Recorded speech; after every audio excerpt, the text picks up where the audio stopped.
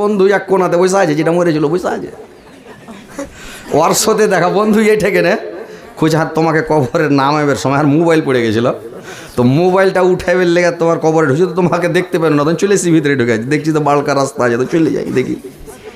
মুলবি মানা করে সকে যে ঢুকবে না, কিন্তু ও ঢুকবে, দেখছেন যাবে। এবার যাই তখন ওর দোস্তের সাথে মরা দোস্তের সাথে দেখা দিয়ে গল্প সল্প হলো, দিয়ে কয়েছে বন্ধু তুমি গোটা বাজারটা ঘুরো দিয়ে চলে যাও, তাড়াতাড়ি দেরি করিও না, এটা দেরি করতে হবে না, আর বাজারটা ঘুরবে কিন্তু কোনাখানে যায় না, কোনার দিকে যায় না। বলে কেনে? তোমাকে মানা করছি যায় না। কইছে শালা মানা কেন করলো, ওখানে যাবো। এই দেখেন মানা কেন করলো, ওখানে যাবো। ওইখানে গেছে, দুনিয়াতে একজনের কাছে পান খেয়েছিল, দুজনের 2 টাকা পেতো, তো 1 টাকা করে পান ছিল ওই যুগে। খপ করে ধরে গেছে, তুমি তো টাকা দাওনি। কইছে না, একটা কাঁচি টাকা কপালে বসে চাক্কা করে গোসখানি কেটে গেছে, যাও। তখন খ্যাপা গোসখানি কেটে চামড়াটা কেটে দিয়া ঘুরে তখন বাড়ি। ওর দোস্তের কাছে আসছে, দেখেছে তোমার এই কেন অবস্থা, তোমাকে মানা করলো দুনিয়া ঘুরো, ওইখানে যায় না, আমি জানি যে ওখানে লোকটা বসে আছে তোমার কাটবে চামড়া, তুমি কেনে গেলে? আমি কইছি দেখি কেন মানা করলে, যে দেখি অবস্থা। মানুষের এটা অবস্থা হবে। লুত আলাইহিস সালামের কমকে বলেছিল যে পালাইবে যখন, লুতের কমকে পাছে ঘুরে দেখিও না। আর স্ত্রী কইছে দেখি কেন মানা করলে, ঘুরে দেখলে। লুত আলাইহিস সালামের স্ত্রী ঘুরে দেখলে ওই যে মাটিকে উল্টাল ছিল, ফেরেশতারা পাখা ঘুরে কিনা উল্টে দেখলো, আজাব এসেছিল আল্লাহর। তো যদি না দেখতো ঘুরে পারলে যেত, তো পালিয়ে যেত, কিন্তু ওই যে ঘুরে দেখলে ওই আজাবে গ্রেফতার হলো, ও উল্টে গেল, শেষ। তালুত আর জালুতের একটা লড়াই হয়েছিল, একটা নদী পার হইতে হবে, ওয়াড়কা নদী। তো ওখানে আল্লাহর অর্ডার হলো তোমরা নদী পার হবে, কিন্তু এই নদীর পানি কেউ খাবে না। তো ওখানে অর্ডার হলো যে পানি খেয়ে না, এরা কইছে মানা কেন করলে, খেয়ে দেখি। তো ওরা কইলে খুব যদি খাও তো এক খাওল খাইও, মানে উঠিয়ে 1 খাওল খাইও, বেশি খাবে না। এরা কইছে খাইতে কইলে তো মানা করলে, তো আর একটু খেয়ে দেখি, আর একটু খেতে লাগলো। খাইতে খাইতে খাইতে খাইতে হাতে উঠে, আর আল্লাহ আর 30টা বাড়িয়ে দিয়েছে, হাতে উঠে আর পোষায় না, মুখ ভুড়িয়ে দিলে, লোদ দিতে মুখ ভুড়িয়ে দেওয়া লাগলো টানতে, এমনে পানি টানে আর কিড়কিড়া মাছের মতন পেট কোঁখা খালি ফুলে চলে যায় টিকটিকে। মানে এত মজা লাগছে। 80,000 সেনার মধ্যে 20,000 বেজে ছিল, 60,000 সেনা ওখানে ভাটাভাট পেট ফুটা ফুটা মরেছে, সব ধ্বংস হয়ে গেছিল। তো মানুষের এটা অবস্থা যে মানুষকে যেটা মানা করবেন ওটা ওরা করবে। তো ওই লোকটা মানে এই আপনাদেরকে উদাহরণটা দিলাম যে যাকে যেটা মানা করবেন ওইটা ওরা করবে, ভাই বুঝতে পেরেছেন। আমি বক্তব্য ধরিনি, আপনাদেরকে খালি এটা একটা শোনাচ্ছি আপনারাকে, আপনারা এইটা ফের মনে করেন এটা আপনাদেরকে বক্তব্য এখনো ধরিনি, বক্তব্য ধরছি। আর মা বোনেরা তোমরা পালায় না, তোমাকে ওয়াজ করবো লাস্টের বেলা, একটু শোনাবো, শুনে যাবে, তোমরা পালায় না। আর আপনারাও বসে থাকবেন ধৈর্য সহকারে, আপনাদেরকে আমি ওয়াজ শোনাবো, আপনাদেরও সম্পর্কে কথা হবে ইনশাল্লাহ, ওয়াজ শোনাবো, আপনারাও শুনবেন। মা বোনেরাও আপনারা পালাবেন না, আপনারাও বসে থাকবেন ইনশাল্লাহ, শুনে যাবেন। জালসা শুনতে এসছেন, কিছু নেকি, কিছু সওয়াব, কিছু কামিয়ে যাবেন এখান থেকে। তো আপনারা বসে থাকেন, আর আপনারা ওখানে যে দাঁড়িয়ে আছেন এই সাগা দিকে বসে যান, সামনে বসেন, এসেন, খাড়িয়ে থাকেন না ভাই, আসেন আগা দিকে বসে যান, আসেন। এর আগে যা করবেন আর কথা শুনবে না ভাই, বুঝতে পেরেছেন। ওই একজনা বিয়ে করে নিয়ে এসছে, তো বিয়ে করে নিয়ে এসছে, তো লইয়া বহু একটু সরম সরম করছে, ও ভালো করে কারোর সাথে কথা কয় না, চালা করে না, মানে মনটা ভারী করে করে কাজ কাম করছে, বেড়েছে, বাড়িতে আছে। তোর স্বামীটা কইছে, আরে তুই চালাও করিস না, কথাও করিস না, হাসাহাসি করিস না, ব্যাপারটা কি? কইছে আজ সরম লাগছে, নতুন মানুষ সবসময় হেসে খুশি বেড়ায়, ভালো লাগে না, পাগলি। এখন আনন্দর জীবন, সুখের শান্তি, একদম আনন্দ, হাইসা থাক, বহুত আনন্দ করেছে সারাদিন এরকম করিয়া।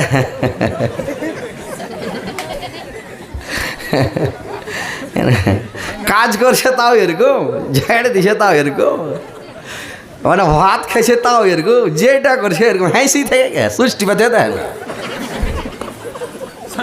ওর পুরুষটাকে যারে সুচ বন্ধ কর, পাগলি কে তো নি একবার হাসতে গেল, তো তুই হাসিকে থেকে গিয়ে রে, তুমি যে কহছো যে হাসা থেকে যাও, সবসময় হাসা থাকবে বলে হাসা আছি, আর হাসি বন্ধ করে কি করবো, হাসি।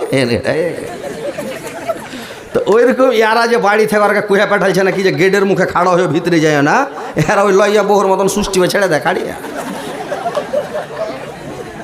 নাকি? আচ্ছা বসেন, ভিতরে আসেন, শুনেন। দুনিয়া তো দুনিয়া ও আমার আল্লাহ, जिसमे रखा जे जान, सभी जे তোমার দায়ার দান। দুনিয়া তো দুনিয়া, দুনিয়া তো দুনিয়া ও আমার আল্লাহ, जिसमे रखा जे जान, सभी जे তোমার দায়ার দান। দুনিয়া তো দুনিয়া, পাখির কলরব ঝরনার পানি, ফলে ফুলে ভরা বাগান, সবই যে তোমার দায়ার দান। দুনিয়া তো দুনিয়া, মুসা নবীকে না দেখা দিয়ে বানিয়েছ তুমি কালিমুল্লাহ। ইসমাইল নবী জবাই না হয়ে গেল জবিহুল্লাহ। দুনিয়া তো দুনিয়া, দুনিয়া তো দুনিয়া ও আমার আল্লাহ, जिसमें रखा जे जान, सभी जे তোমার দায়ার দান। দুনিয়া তো দুনিয়া। তো ভাই এবার ভালো করে শুনেন মন দিয়ে, বক্তব্যের দিকে আমি আসছি। যে কথাগুলো শুনবেন, আমল করার চেষ্টা করবেন। তো কথা হচ্ছে যে আল্লাহর রসুল জনাবে মুহাম্মদুর রাসূলুল্লাহ বলুন সাল্লাল্লাহু আলাইহি সাল্লাম যখন গারে হিরাতে যেতেন, ধ্যানে আল্লাহর ধ্যানে মশগুল থাকতেন, যাতায়াত করতেন। একদিন খাদিজা 3 দিনকার নাস্তা বানিয়ে আল্লাহর রসুলকে দিলেন। 3 দিন ওখানে থাকবেন, বাড়ি আসবেন না। 3 দিন পরে 4 দিনকার দিন যখন হয়ে গেছে, আল্লাহর রসুল বাড়ি আসছেন না। তো খাদিজা পেরেশান হয়ে গেলেন যে আমি 3 দিনকার নাস্তা দিলাম, 3 দিনকার খানা দিলাম, আর 4 দিন হয়ে গেল, কি খেয়ে আছে, কি করছে? একটা লোককে পাঠালো। তো একটা লোককে পাঠালো, লোকটা গেল। লোকটা যাওয়ার পরে দেখতে পেল না, ঘুরে আসলো। খাদিজাকে এসে বলল যে খাদিজা আমি খুঁজে পেলাম না। তখন খাদিজা নিজে ঘোড়া নিয়ে চলে গেলেন, গারে হীরার দিকে যেতে লাগলেন। যাওয়ার পরে গারে হীরাতে গেলেন। এই সব কি এরা লোক, হায়রে হায়রে হায়রে হায়রে হায়রে, এরা মানে খালি চাইছে কি যে মজার কথা শুনতে চাইছে। এরা হাদিস কোরআন যে জাহান্নামের আজাব, কবরের আজাব, হাসরের মাঠের আজাব শাস্তি, এইগুলো যে শুনবে, শোনার পরে যে ভয় করবে, যে মরতে হবে, হিসাব দিতে হবে, জিন্দগির হিসাব একটা দিতে হবে, এইগুলো এদের কোনো শোনার দরকার নাই। জান্নাত যেতে হবে, জান্নাতের একটা লোভ লালচ আছে, এটার দরকার নাই। মানুষকে এরা দুনিয়ার লোভে লালচাতে রঙে মেতে আছে মানুষ, বুঝতে পেরেছেন? দুনিয়াতে এরা রং চাইছে। এরা দুনিয়াতে ভালো চায় না যে আমি দুনিয়াতে ভালো আমল, ভালো কাজ, সৎ আমল করে যাব, তো আমি পরে মরার পরে সুখ পাবো, শান্তি পাবো, আনন্দ পাবো, ভালো থাকবো, এইটাই চায় না মানুষ। দুনিয়াতে লোভে পড়ে গেছে মানুষ, দুনিয়ার মোহে পড়ে গেছে। মোবাইল নিয়ে মানুষ পাগল, বাড়ি গাড়ি নিয়ে পাগল, বউ বাচ্চা নিয়ে পাগল, জাগা জমি নিয়ে পাগল। কিন্তু আসল যেটা কাজ, যেটাতে নামাজ পড়তে হবে, আল্লাহর ইবাদত বান্দি করতে হবে, আল্লাহ যে কারণে আপনাকে পাঠিয়েছে দুনিয়াতে, আল্লাহ যেভাবে আপনাকে এই যে নিয়ামতগুলো দান করেছে, কার নিয়ামত আপনি চলছেন? নামাজটা যে পড়বেন না, রোজা রাখবেন না, কার পায়ে চলছেন? কার চক্ষু দিয়ে দুনিয়াটা যে দেখছেন? যদি চোখ আল্লাহ কেড়েলে, জ্যোতিটা কেড়েলে, কি দিয়ে দেখবেন আপনি দুনিয়াটা?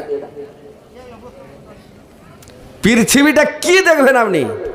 এত বড় একটা নিয়ামত আল্লাহ আপনাকে চক্ষু দিয়েছে, আর নামাজ পড়বেন না। আল্লাহ আপনাকে এত সুন্দর একটা মুখ দিয়েছে, আপনি কথা বলছেন, যদি কথা আল্লাহ জবানটা বন্ধ করে দেয় কিছু করতে পারবেন? এত বড় নিয়ামত আল্লাহ আপনাকে দিয়ে, সারা আপনি নজ পড়বেন না? হ্যাঁ, আল্লাহর শুকরিয়া আদায় করেন, আল্লাহকে ডাকেন, আল্লাহকে স্মরণ করেন। দুনিয়ার লোভে লালসাতে পড়িয়েন না ভাই, না তো একদিন বুঝবেন, একদিন পস্তাবেন, সেদিন কেউ বাঁচাবে না, কেউ বাঁচানে বলা থাকবে না।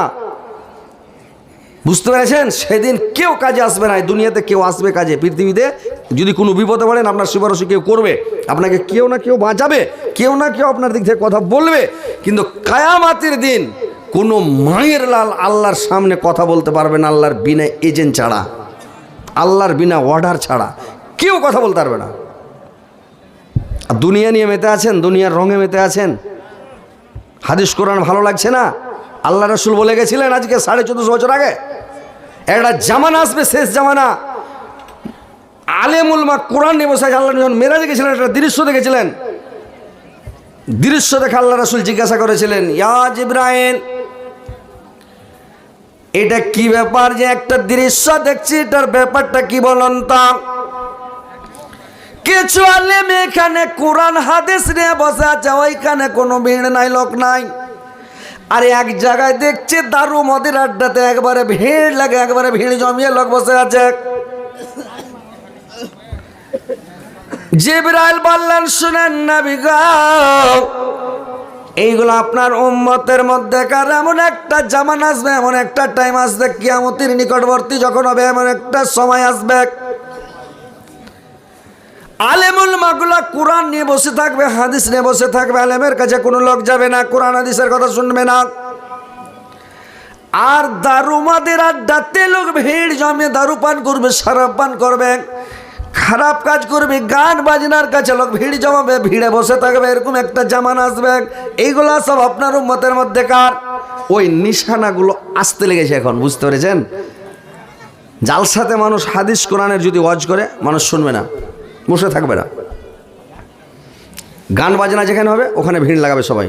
তো কথা হচ্ছে, কথাগুলো মন দিয়ে শুনেন, বসে থাকেন, আলোচনা শুনেন, শোনার পরে আমল করেন, কিছু নিজের গুনাহ মাফ করিয়ে কিছু নেকি নিয়ে সোয়াব নিয়ে বাড়ি যাওয়ার চেষ্টা করবেন ভাই। কথাগুলো শুনেন, আপনাদেরকে যে আমি যে মাজমুনটা ধরেছি কিছু শিক্ষা আছে এর মধ্যে বলে আপনাদেরকে আমি বলতে চাইছি, শোনাচ্ছি, কথাগুলো শুনবেন। আর যদি না শুনেন বলার কিছু নাই, সেদিন আপনি অস্বীকার করতে পারবেন না। কিয়ামতের দিন যখন ধরে জিজ্ঞাসা করবে, কে তুমি কোরআন হাদিস শোনোনি? বলবে না আল্লাহ শোনেনি। বলে সিসি ক্যামেরা ফিট করে না, পাড়াং করে দেখাবে, এই যে অমুকের পাঞ্জর অমুক জায়গায় বসেছিল, অমুকের পার্শ্বে অমুক জায়গায় বসেছিল, এত টাইম, এত তারিখ, অমুক, এত সেকেন্ড, এত মিনিট অমুক জায়গাতে বসেছিল, অমুকের পাঞ্জরে বসেছিল, সেদিন অস্বীকার করতে পারবা? পারবে জি ভাই? সেদিন অস্বীকার করা যাবে না। আল্লাহর সামনে মাস্তানি চলবে না কোনো মায়ের লালের, সেদিন মাস্তানি ছুটিয়ে দেবে। এসছেন জালসা শুনতে, বসেন, কথাগুলো শুনেন, আমল করার চেষ্টা করেন ভাই, শুধরে যাওয়ার চেষ্টা করেন। রমজান মাসে আল্লাহ রাসূল রজব থেকে দোয়া করতেন যে আল্লাহ রমজানটা তাড়াতাড়ি আমার কাছে এনে দাও, তাড়াতাড়ি প্রবেশ করো রমজানটাকে, আল্লাহ যেন আমি আমার নিজের জীবনের গুনাহগুলো ক্ষমা চেয়ে নিতে পারি, মাফ করিয়ে নিতে পারি। রজব থেকে দোয়া করতেন, শাবানের দোয়া করতেন, আর তাড়াতাড়ি বলতেন যে আল্লাহ তাড়াতাড়ি রমজানটাকে আনো। আর রমজান যখন আসতো কথা ইবাদত বান্দেগি করতেন, কিন্তু মানুষ এখন ওইদিকে যায় না, বুঝতে পেরেছেন? তো যাই হোক, মানুষকে কোরআন হাদিসের কথা আসার হচ্ছে না, যতই শোনাবেন মানুষ শুনতে চায় না, বুঝতে পেরেছেন? তো কি করবে আলেমেরা, কি করে বক্তারাই কি করবে? তো যাই হোক, একটু বসেন, শোনেন, ইনশাল্লাহ বুঝতে পারবেন। আপনাদেরকে যখন বলবো ধ্যান দিয়ে শুনবেন, তাহলে ইনশাল্লাহ কিছু আসার হবে। শোনার পরে বাড়ি যা আমল করতে হবে। শুধু যখন জালসা শুনে মানুষ তাবলিগ জামাতে যখন যায়, 8 দিন 10 দিন থাকে, 3 দিন থাকে, এক চিল্লা থাকে, তখন ওর ভোল্টেজ এত থাকেন, এক রিকাত নামাজ ছাড়বে না, কাজাও করবে না, ইদিক উদিক হবে না, মসজিদে জামাত সহ নামাজ পড়বে। যখন বাড়ি চলে এলো তখন ওর ব্যাটারি ডাউন হতে লাগলো, লো মারতে লাগলো, দিয়ে নামাজ ছাড়তে লাগলো। তো ওইরকম যখন মানুষ জালসা শুনে তখন ইমানদার হয়ে থাকে, যখন জালসা শুনে চলে যায় তখন ওর ইমান কমে যায়, তখন শুনলাম আর কি আমল করব, নামাজ পড়বে না। তো আমল করতে হবে, আমল করা শিখেন, না হলে আপনার ভবিষ্যৎ অন্ধকার হয়ে যাবে ভাই, জিন্দগিটা বরবাদ হয়ে যাবে, শেষ হয়ে যাবে। তো ইনশাল্লাহ আপনাদেরকে আমি যে শোনাচ্ছি কথাগুলো শোনেন, যে আল্লাহ রসুল ধর্মটাকে নিয়ে এসছেন, কত কষ্ট করে নিয়ে এসছেন এই ইসলামকে, কত মের খেয়েছে, কত গালি খেয়েছে, কত কষ্ট করেছে, দাঁত ভেঙেছে, তবু আল্লাহর নবী ধর্মটাকে প্রচার করে সারা পৃথিবীতে ইসলামের ডাঙ্কা বাজিয়ে আজকে পৃথিবীর বুকে দেখেন কোনো জায়গাতে ধর্ম পৌঁছেনি। এরকম কোনো রাষ্ট্র আছে, এরকম কোনো দেশ আছে পৃথিবীতে যেখানে মুসলমান নাই? সারা পৃথিবীতে মুসলমান আছে, আল্লাহর নাম লেনেওয়ালা আছে, আল্লাহর ইবাদত করেনেওয়ালা আছে। বুঝতে পেরেছেন? এই ইসলামটাকে কত কষ্ট করে, কত মের খেয়ে, কত কষ্ট করে, কত না খেয়ে থেকে কত রকম করে এই ধর্মটাকে নিয়ে এসছেন। বুঝতে পেরেছেন? তো ধর্মটা কে ইসলাম গ্রহণ করলো, কীভাবে ইসলামটা প্রচার করলো, এই কথাগুলো আমি বলতে যাচ্ছি। তারপরে আমাদের মা বোনদের সম্পর্কে কিছু কথা বলবো, কথাগুলো শোনেন। যে আল্লাহর রাসূল এভাবে যখন গাড়ে হীরা থেকে বাড়ি আসলেন, জিবরাইলের সঙ্গে দেখা হলো। দেখা যখন হলো, আসার পরে আল্লাহর নবী মাড়িয়েছে